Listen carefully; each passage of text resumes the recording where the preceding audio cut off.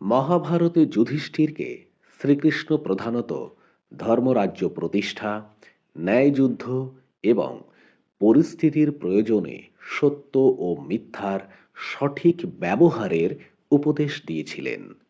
তিনি যুদ্ধ জয়ের জন্য ভীষ্মের উপদেশ পালন করা, জরাসন্ধ বধে কৌশলী হওয়া এবং ব্যক্তিগত শোকের ঊর্ধ্বে উঠে কর্তব্য পালন করার জন্য অনুপ্রাণিত করেছিলেন, বিশেষত যেটা কুরুক্ষেত্র যুদ্ধের ক্ষেত্রে প্রযোজ্য।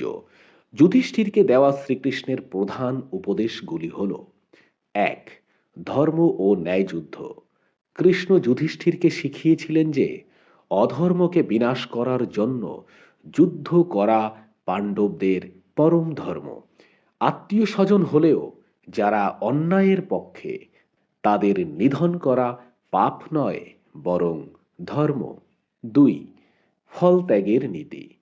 যুদ্ধের ফলাফল নিয়ে বিষণ্ণ না হয়ে নিজের কর্তব্য কর্ম পালন করা এবং ফলাফলের প্রতি আসক্ত না হওয়ার পরামর্শ দিয়েছিলেন তিনি, যা কিনা ভগবত গীতারও সার কথা। ৩. কৌশলী অবস্থান।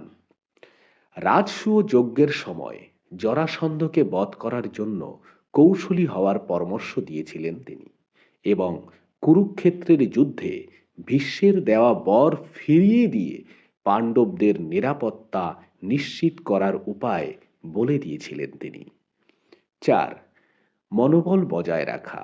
যুদ্ধের ভয়াবহতায় যুধিষ্ঠির যখন শোকাহত ও বিষণ্ণ হয়ে পড়তেন, তখন শ্রীকৃষ্ণ তাকে মনোবল হারানো থেকে রক্ষা করতেন, অর্থাৎ তিনি যেন মনোবল হারিয়ে না ফেলেন, এবং অশুভ শক্তির বিনাশের জন্য তিনি তাকে অনুপ্রাণিত করতেন। ৫. ভয় ও লোভ পরিহার।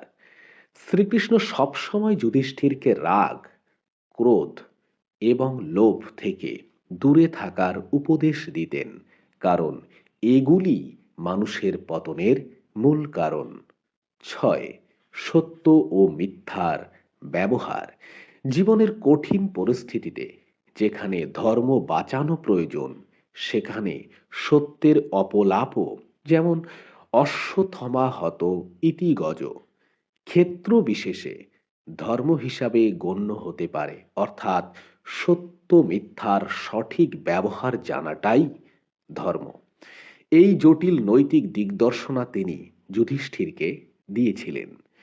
সংক্ষেপে, শ্রীকৃষ্ণ যুধিষ্ঠিরকে ব্যক্তিগত নৈতিকতার ঊর্ধ্বে উঠে সমাজ ও রাষ্ট্রের কল্যাণকামী ধর্ম প্রতিষ্ঠায় বেশি গুরুত্ব দিতে শিখিয়েছিলেন।